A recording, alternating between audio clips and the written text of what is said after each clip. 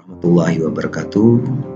Salam sejahtera, salam bahagia, sehat selamat, sukses, segar bugar, dilancarkan segala aktivitas dan dimudahkan segala urusannya dengan hasil yang maksimal. Kawan-kawan sekalian, jumpa lagi dengan saya di channel Baca Trending, channel yang selalu setia mengajak kawan-kawan untuk mengamati, mengobservasi ungkapan-ungkapan netizen di jagat digital tentang suatu peristiwa, kasus maupun isu yang dianggap penting bahkan genting. Nah, pada kesempatan ini, Baca Trending ingin menyoroti peristiwa politik yang cukup mengejutkan sekaligus menjadi tanda tanya ya, bahkan polemik ya hasilnya. Nah, yaitu keputusan Nasdem untuk mendeklarasikan Anies Baswedan maksud saya sebagai capres yang diusung oleh Nasdem. Keputusan ini tampak mengejutkan karena jauh sebelumnya Nasdem sebetulnya punya 3 kandidat yang diusulkan, yaitu Anies Baswedan, Ganjar Pranowo, dan Andika Perkasa. Nah, sejatinya sebelumnya Nasdem sudah menyatakan bahwa secara resmi akan menetapkan capres yang diusungnya itu pada tanggal 10 November bertepatan dengan Hari Pahlawan. Entah kenapa kemudian itu dipercepat ya, sebulan dari tanggal atau waktu yang sudah ditetapkan 10 November sebelumnya. Nah, tentu ini menjadi pertanyaan ya, cukup mengejutkan banyak pihak. Mengapa Nasdem terkesan begitu cepat atau terburu-buru ya mencalonkan Anies ya, menetapkan Anies sebagai capres dari Nasdem ya. Tentu banyak spekulasi ya, macam-macam ya. Ada yang mengatakan ini karena upaya Nasdem untuk melindungi Anies dari target KPK terkait dengan Formula E. Ada juga yang mengatakan bahwa ya mungkin karena pintu untuk mengusung Ganjar dan Andika Perkasa itu sudah tertutup gitu ya, sehingga Nasdem mau tidak mau ya dipercepat atau tidak itu tidak ada pengaruhnya. Dan mungkin dalam hitungan Nasdem justru dengan mempercepat, justru menetapkan Anies sebagai capres dari Nasdem justru bisa katakanlah mengambil start ya untuk agar masyarakat lebih tahu bahwa Anies sudah menjadi calon presiden dari Nasdem ya. Yang untuk ruginya kita bisa lihat. Nah, nanti dalam kesempatan ini kita melihat sejauh mana sih betulnya apakah Nasdem punya keuntungan atau justru malah sebaliknya, atau hanya Anies justru yang mendapatkan keuntungan. Ini kita bisa lihat ya. Nah, kita langsung saja masuk ke mesin agregator ya. Nah, ini kita menggunakan 2 kata kunci ya, komparatif begitu antara Nasdem dan Anies ya. Terlihat dari expose Anies memang masih cukup besar ya, yaitu sekitar expose-nya itu 412.000 ya, dan Nasdem 315.000 ya. Kita lihat misalnya ada engagement di sini, ada untuk Anies 2,4 juta dan Nasdem 1,4 juta. Yaitu engagement itu adalah biasanya lebih melihat interaksi ya, bagaimana netizen meresponnya dengan apakah itu likes, kemudian komentar, share, ataupun sekedar view kalau itu video. Nah, kita lihat misalnya di sini expose dari Nasdem memang mendapatkan momentum yang meningkat ya. Di sini yang merah sampai sekitar 7 ribuan. Ya, ini adalah data seminggu terakhir, kemudian Anies di sini. Nah, namun belakangan kalau kita lihat pergerakan selanjutnya, Nasdem itu semakin melemah. Dia melandai pasca pendeklarasian, dan sementara Anies masih konstan ya, bahkan sempat meningkat ya, cenderung konstan berada di atas expose Nasdem. Nah, ini apakah sebetulnya memang faktor Anies itu memberikan justru tidak memberikan dampak pada Nasdem ya, karena memang expose-nya masih justru kalah dengan Anies, sehingga pasca pendeklarasian publik hanya menyoroti Aniesnya bukan Nasdemnya. Itu pertama mungkin kita bisa lihat. Artinya memang Nasdem yang hanya bisa mencuri panggung di publik itu hanya sementara saja, sementara Anies justru makin diberikan oleh Nasdem panggung publik sehingga expose-nya meningkat bahkan konstan ya, tidak makin menurun seperti tren Nasdem seperti ini ya. Nah, sementara sentimennya kita lihat ya, di sini sentimen negatif tetap 24% ya, dan Nasdem di Anies 22% ya. Ya, jadi kalau kita lihat misalnya kita bandingkan dengan sentimen positifnya ya, itu Nasdem pasca pendeklarasian itu 18 positifnya 18,3, jadi masih lebih besar negatifnya. Sementara Anies itu 19 berbanding 22,3 yang negatif ya. Jadi sekalipun Nasdem mendeklarasikan Anies, tampaknya itu belum bisa mendongkrak efek positif dari deklarasi ini ya. Karena negatifnya lebih besar ya, baik untuk Nasdem maupun Anies ya. Nah, kita lihat dari net sentimennya, misalnya kita lihat di sini, makin ke belakang, makin ke sini, tampaknya net sentimen negatif itu untuk Nasdem makin menguat. Kita lihat yang warna merah ini kawan-kawan, dan lebih makin dalam ya kalau dilihat trennya sekilas ya pasca pendeklarasian. Awal-awalnya itu Nasdem mendapatkan net sentimen positif ya. Tapi belakangan ya, sekira pas setelah memasuki hari kedua pasca pendeklarasian, itu net sentimen negatif Nasdem makin dalam ya, makin dalam. Di sini kita lihat yang warna merah ini. Nah, sebaliknya bagi Anies, awalnya memang net sentimen negatif bagi Anies itu lebih besar, lebih dalam ya ketimbang Nasdem. Tapi setelah tanggal 5 itu makin net sentimen positifnya makin tinggi, bahkan makin berjarak dengan Nasdem di sini. Kita lihat. Ini ada apa kita tidak tahu sampai di sini. Sekalipun kemudian net sentimen negatif lebih dalam makin net sentimen negatif Anies juga mengikuti tren Nasdem yang semakin dalam net sentimen negatifnya, tetapi tidak sedalam yang dialami oleh Nasdem ya. Ini kita lihat bahkan masih menyisakan net sentimen positif di sini. Sementara Nasdem makin dalam di sini net sentimen negatifnya. Nah, jadi ini terlihat kalau dilihat dari grafik net sentimen over time ini, tampaknya Nasdem itu di satu sisi Nasdem agak dirugikan, sementara Anies dengan pendeklarasian itu lebih diuntungkan ya, agak diuntungkan ya. Ini sesuatu yang bertolak belakang. Normatifnya kedua belah pihak saling menguntungkan begitu ya kira-kira. Nah, kita lihat ini data statistiknya, data yang terlihat dari mesin agregator yang terpampang atau terpotret oleh mesin agregator ini. Nah, kita lihat apa sih isinya, konten kualitatifnya. Kita bisa dari ini top theme-nya ya. Apakah memang sedalam itu ya efek negatif bagi Nasdem, sementara Anies diuntungkan gitu. Nah, baik kawan-kawan, ini adalah gambaran dari hasil agregator dari hashtag-hashtag yang berkembang ya dari berbagai platform. Nah, benar ternyata memang ada istilah tenggelamkan yang bisa tenggelamkan Nasdem, tenggelamkan Anies Nasdem, tenggelamkan Partai Nasdem ya. Tenggelamkan Nasdem itu lebih banyak ya. Ya, artinya memang konten-konten negatif itu menguat pasca pendeklarasian. Bahkan Nasdem itu banyak sekali ya. Nasdem out gitu kan. Goodbye ya. Nasdem ya. Nasdem Anies Nasdem out ini adalah konten-konten negatif yang diamplifikasi oleh publik netizen yang tampaknya merespon kurang setuju gitu atau merespon negatif dari pencalonan Anies ini oleh Nasdem. Tentu ini bisa dipahami karena kalau kita lihat sejarahnya kan Anies ini selama ini ya dicap atau dilabeling sebagai bapak politik identitas karena praktik-praktik politisasi agama ketika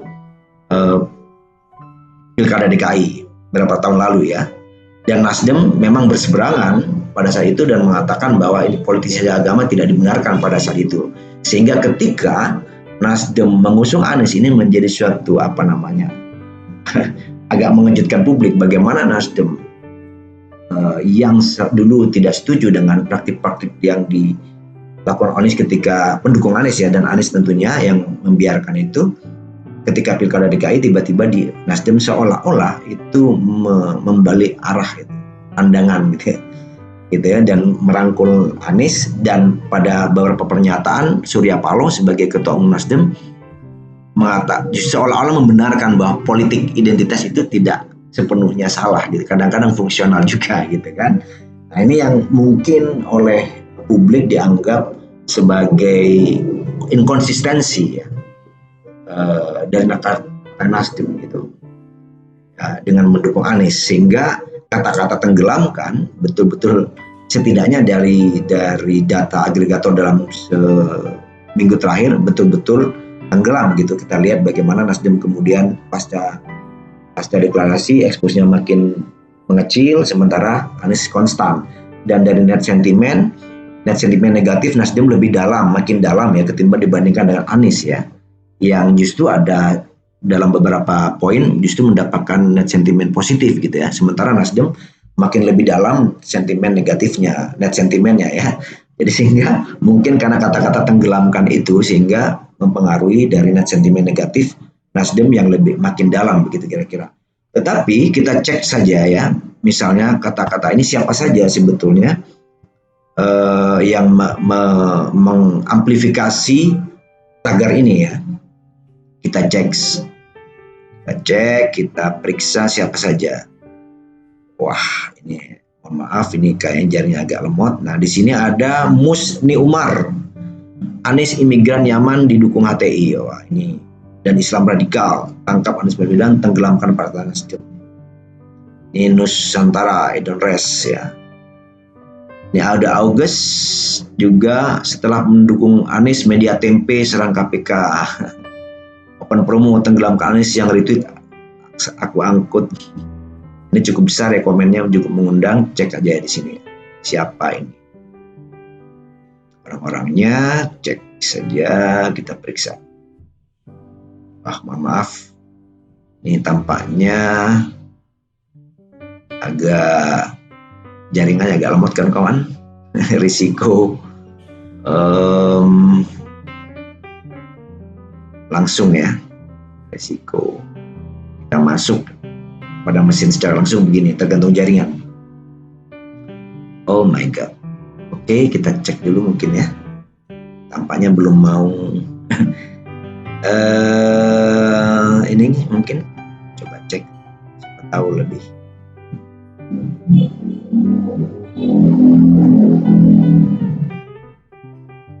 Wah,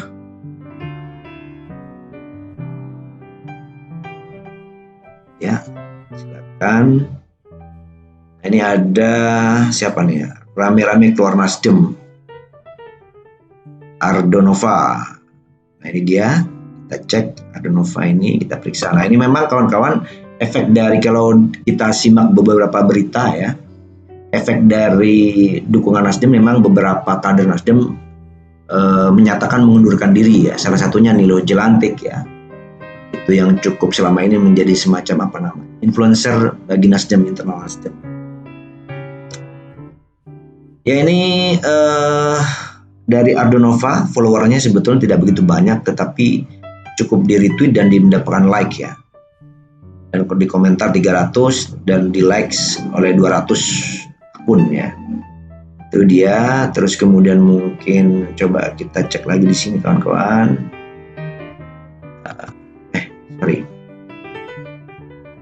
Ya. Tenggelamkan Partai Nasdem, kita cek lagi. Siapa saja yang mengamplifikasi ini Musni Umar ya. Musni Umar.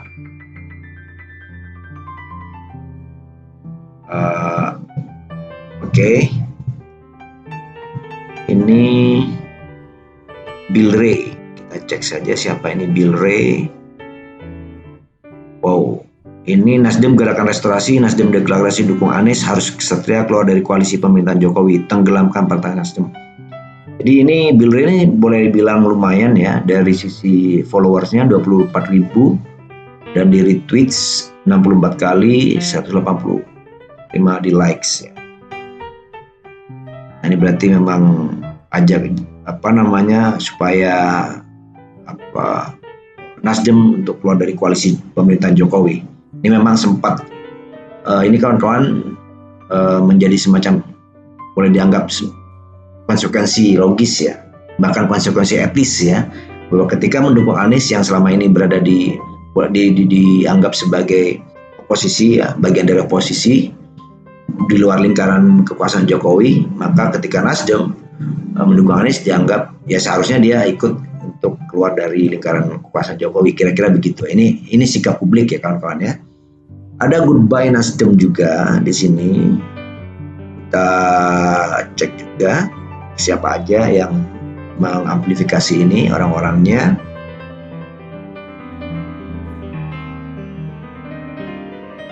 Wah, agak lemot kan kawan jaringannya.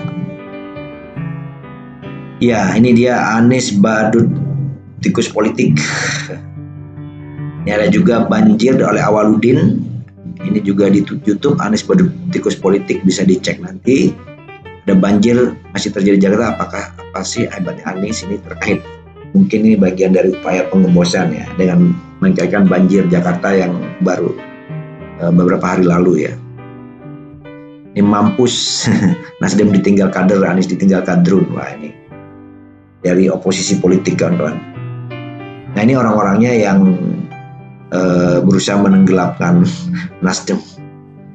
Ya, itu saya kira memang ada yang bilang memang Nasdem cukup berisiko ya, cukup berani, agak berani dengan menjadi pertaruhan yang berani dengan mengusung Anies yang notabene adalah figur di luar lingkaran kekuasaan pemerintahan Jokowi ya.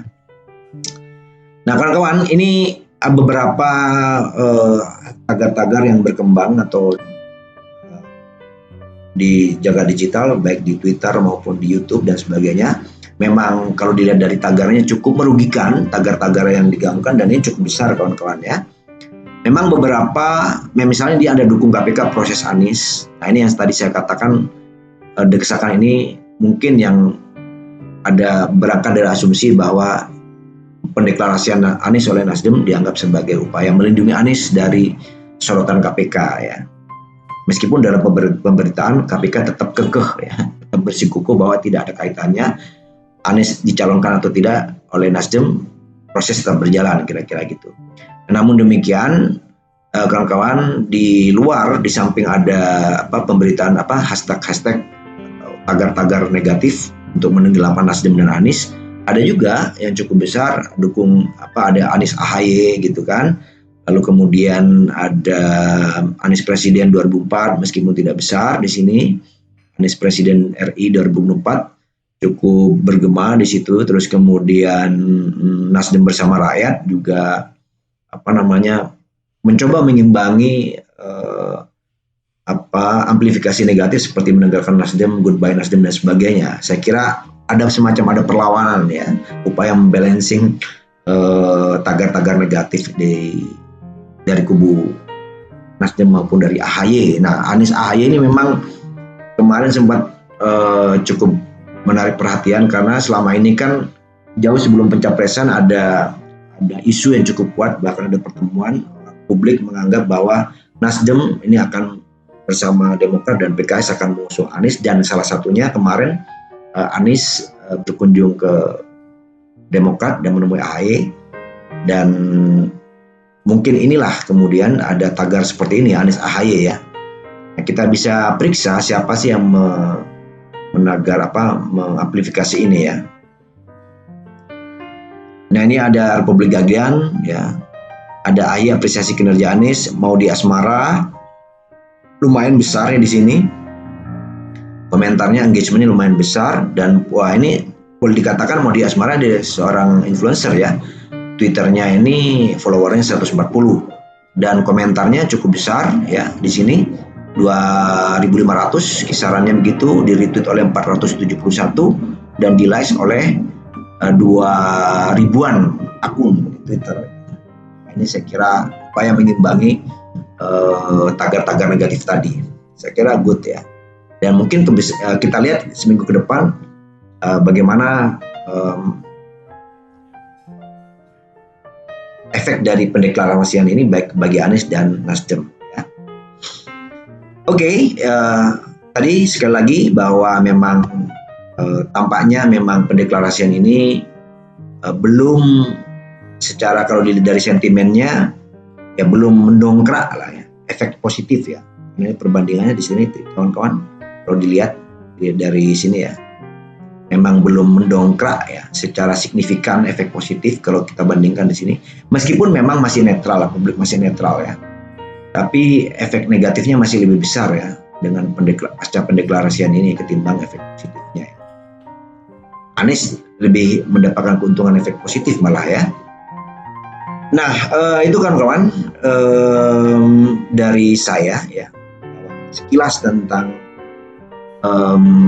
efek untung ruginya Nasdem bagi Anies pasca pendeklarasian. Meskipun sebetulnya beberapa pemberitaan, beberapa opini dari para ahli begitu ya mengatakan bahwa SMRC misalnya mengatakan bahwa berdasarkan hasil risetnya Nasdem cukup signifikan kehilangan suara di Indonesia bagian timur ya, yaitu yang selama ini menjadi kantong-kantong Nasdem yang cukup berkontribusi besar pada Nasdem untuk berada dalam top 5 mungkin ya pada pemilu kemarin gitu. Namun ada beberapa di survei Kompas terakhir justru publik berkeyakinan dengan mendeklarasikan Anies, Nasdem diyakini suaranya terdongkrak. Survei mana yang paling sahih nanti kita lihat ya. Nanti ketika ada survei terbaru mungkin ya, ini elektabilitas Anies makin meningkat atau makin menurun, atau sebaliknya Nasdem memang benar dikatakan Kompas bahwa makin meningkat elektoralnya atau justru makin menurun karena sebagaimana SMRC katakan dia kehilangan basis-basis mengalami penurunan di basis-basis suara di Indonesia bagian timur. Baik kan kawan, demikian dari saya ya, 10 menit itulah kira-kira sekilas. Ternyata memang Anies sedikit diuntungkan dengan pendeklarasian itu, sementara Nasdem agak dirugikan ya. Menurut perspektif netizen ya. Sekali lagi ini bukan survei tapi netizen. Setidaknya data ini mungkin bisa digunakan Nasdem mempertimbangkan, menghitung kembali untung ruginya. Dan saya kira Nasdem sudah punya hitungan-hitungan sendiri, terutama Surya Paloh sebagai seorang politisi senior ya, yang mungkin terlihat di sini. Karena beberapa mengatakan memang sekalipun Anies dicalonkan oleh Nasdem itu belum secara definitif karena tergantung ya pada koalisi, kekuatan koalisi. Kalau satu saja partai yang keluar dari koalisi misalnya, meskipun belum ada koalisi definitif juga ya, kalau hanya Nasdem yang mencalonkan maka pencalonan ini pasti tidak jadi atau gagal gitu ya. Jadi memang tergantung bagaimana soliditas kesepakatan deal politik antara Nasdem, Demokrat dan PKS. Kita tunggu perkembangan selanjutnya. Baik kawan-kawan, terima kasih sudah menyimak channel atau setia menyimak sajian-sajian dari channel Baca Trending. Mohon maaf atau segala kekurangan bila ada kurang memuaskan. Tapi saya sebagai pengasuh dari Baca Trending berusaha untuk memaksimalkan, mencoba mengoreksi, dan terima kasih bila ada saran atau komentar-komentar yang membangun dari para pengunjung dari Baca Trending. Baik, demikian terima kasih. Wassalamualaikum warahmatullahi wabarakatuh. Sampai jumpa di video berikutnya. Assalamualaikum warahmatullahi wabarakatuh.